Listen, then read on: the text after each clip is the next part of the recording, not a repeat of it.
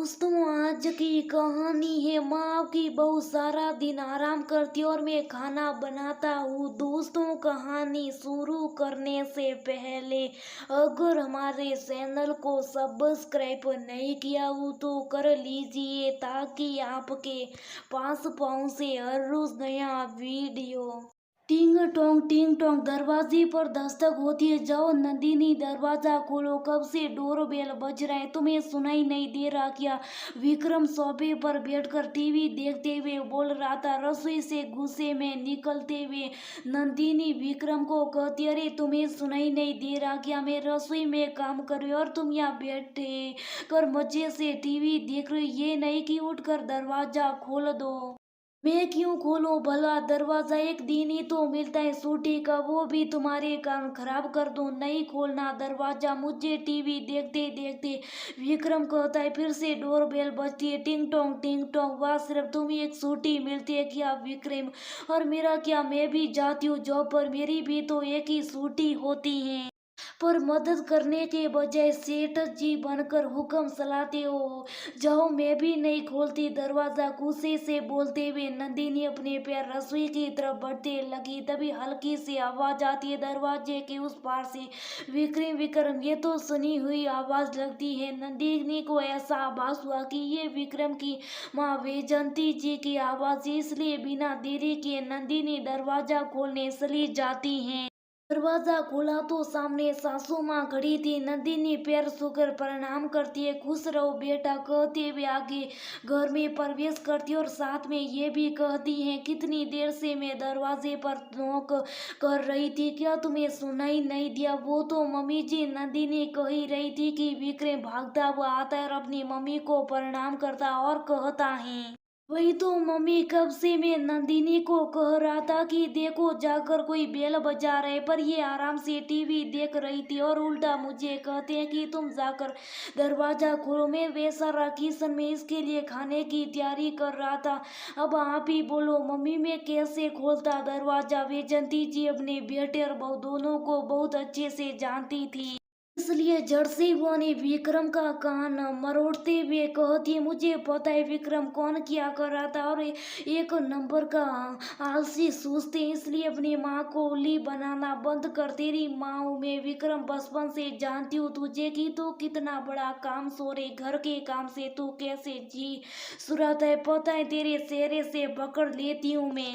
मेरी बहू को खमों का बदनाम करना बंद कर। जब तक माँ बेटे की पकड़म पकड़ाई, मतलब एक दूसरे को गलत सही ठहराने का कार्यक्रम चल रहा था, तब तक नंदिनी वैजंती जी के लिए पानी और चाय लेकर आती। बहू को इतनी जल्दी पानी चाय ले आते देख वैजंती जी कहती, अब बोल विक्रम कौन है कामचोर, देख तो कितना जल्दी चाय भी बना कर ले आई। और तू कहता है नंदिनी आराम से टीवी देख रही थी।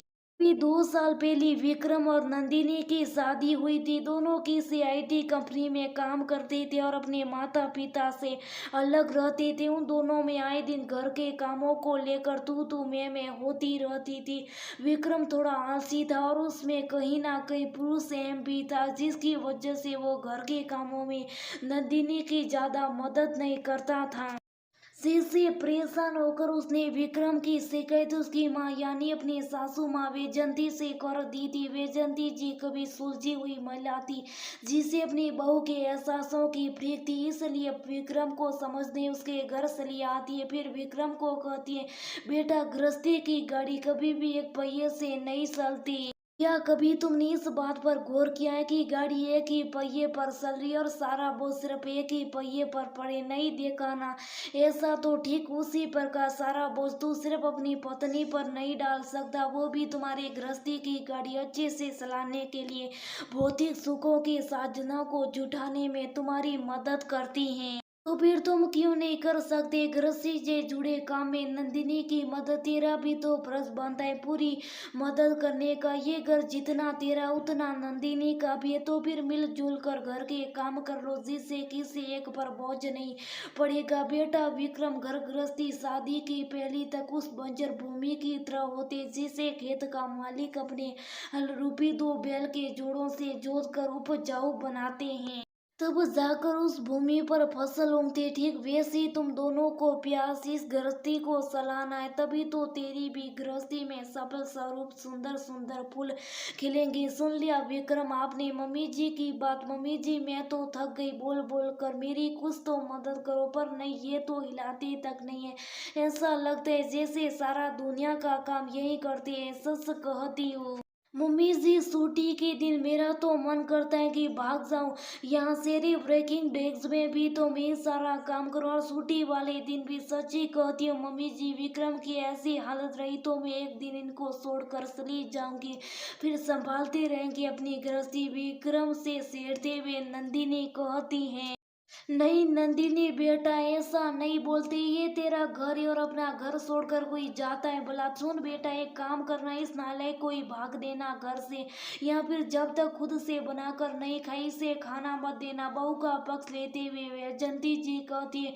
मम्मी ये बात क्या बोल रहे हैं आप? मैं आपका बेटा हूँ या ये भला अपने बेटे के बारे में कोई ऐसा कहता है, वही भी अपनी बहू से? मम्मी अब आप देख लो, अपनी बहू को आप ही सिर पर चढ़ा रही हैं। बाद में नंदिनी ने कुछ उल्टा सुल्टा किया तो मुझे दोष नहीं देना। मस्ती करते हुए विक्रम अपनी माँ को बोल रहा था। हाँ हाँ मुझे पता है विक्रम किसके सामने क्या बोल रही, मुझे ये भी पता है कि मेरी बहू ऐसा कुछ कभी नहीं करती। मुझे पूरा यकीन है अपनी नंदिनी पर। अब तू किचन में जा और मेरे लिए खाना बना। हाँ तेरे हाथों का खाना खाना है मुझे और मेरी बहू को। मम्मी मैं अपनी तरफ उंगलियों का इशारा करते हुए विक्रम करता है। मस्ती वाले अंदाज में विक्रम कहता है, हाँ तू विक्रम, तुझे बोली। विक्रम प्यार से अपनी माँ का हाथ पकड़ कर कहता, माँ मैं कैसे बना सकता खाना जब दो दो औरतें घर में हो, और वो भी दिल के सबसे करीब रहने वाले। ऐसे में आप अपने बेटे से खाना बनाओगे? कुछ तो दया करो। मुझ गृह पर हाथ को हटाते हुए व्यंजती कहती, अब तू जाएगा या तेरी माँ यहाँ से भूखे चली जाए? उठ कर जाने का नाटक करने लगती। व्यंजती जी हाथ पकड़कर व्यंजती को विक्रम सोफे पर बैठा देता और वो किचन में माँ के लिए बिरयानी बनाने चला जाता है। दूसरी तरफ दोनों सास बहू आराम से टीवी देखते देखते बात करने लगते। नंदिनी व्यंजती को धन्यवाद देती जो उसकी कहने पर वो यहाँ आई और अपने बेटे को गृहस्थी के असली मतलब से अवगत करा।